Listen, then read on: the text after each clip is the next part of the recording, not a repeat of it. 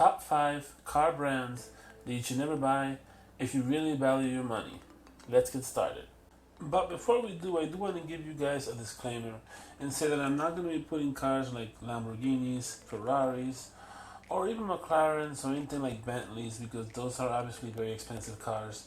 And this is not the topic of this video. We really want to have cars that are luxury cars and so. And I want to explain to you guys why we definitely don't recommend those brands.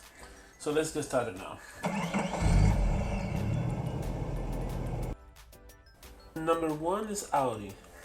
If you're looking for a nice car, obviously the looks can be deceiving, and this is the real issue with Audi, that it looks like a nice car, but in the end it's going to be a very expensive car to maintain. This more applies to you if you live in the United States. However, if you're living in Europe, it's going to be probably a little bit easier for you to get everything fixed, because in Europe they have all the parts. Here, it's, the parts are very expensive, and you're going to run into trouble when you're trying to fix it. Also, the training for the mechanics is different. A lot of the mechanics that are working here in Audi don't have all the full training, and again, they're working on plastic machines basically. So you want to stay away from Audi. And now let's move on to number 2 with Kia Motors. If you have a Kia, you probably know this already, but for those that are looking to buy a Kia, you definitely want to stay away from this brand. When you buy a Kia, you will be suckered into these warranties that they have. You have to remember that Kia is owned by Hyundai, and they have all sorts of advertisements, and they make it look like these cars are really good quality, but in reality they're not. You end up dealing with bad dealers and people that don't know how to fix things in this dealership. So you want to stay away from that, because there's just going to be a lot of problems, because they do break down easily. They are cheaply made. And now let's move on to number 3 on the list, and that is Fiat. Sadly, this brand, which also owns brands like Chrysler, Maserati, and a few others, it's just a failed car here in the United States. They have a model of the 500, I believe they have the 300, and I think they're also working on an SUV version of that car as well. And it's just a very, very bad car to have. It just breaks down easily. You're going to be spending a lot of money, and some people have been saying that the Fiat actually stands for Fix It Again Tony, being that it's an Italian car. So you don't want to buy this car, because it's going to cost you a lot just to have it. Number 4 on the list here is Volkswagen Motors. If you're looking for a nice car, good looking car, you can definitely get a Volkswagen. But please be advised that if you do get a Volkswagen, you're going to have a ton of problems with it as well. Although Volkswagen has a great reputation from the past, it was a company that used to make really nice cars back in the day. This is not the case now. I mean, these cars are literally all made with plastic inside. It's all plastic, and a lot of that stuff melts inside there, believe it or not. And within time, you don't really want to have a car like this, because they just don't use the right stuff in them.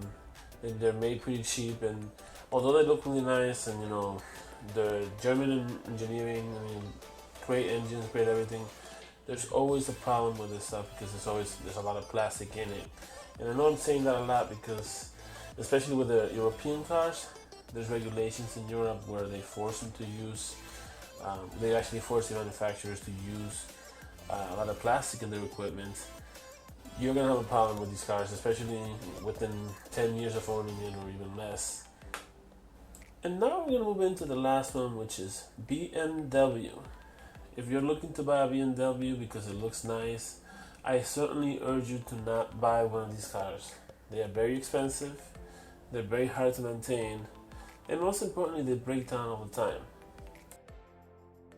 It really wouldn't be a problem if BMW made things affordable, but the reality here is that the BMW brand makes everything extremely expensive.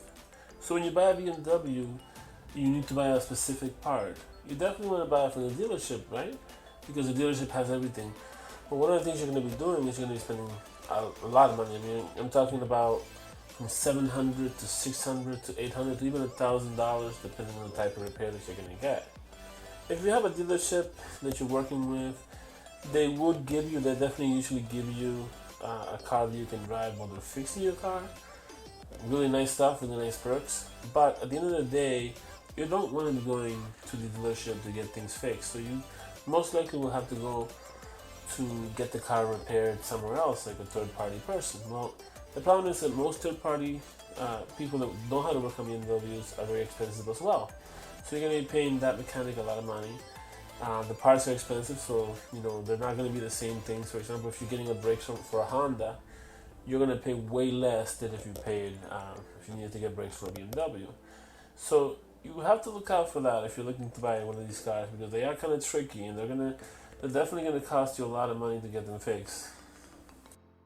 We hope that you enjoyed this video. This information is really just for people that are doing the research and they want to find out what car brands to buy, especially if they want a reliable car.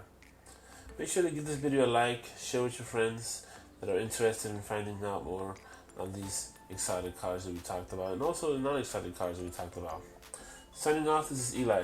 Take care, folks.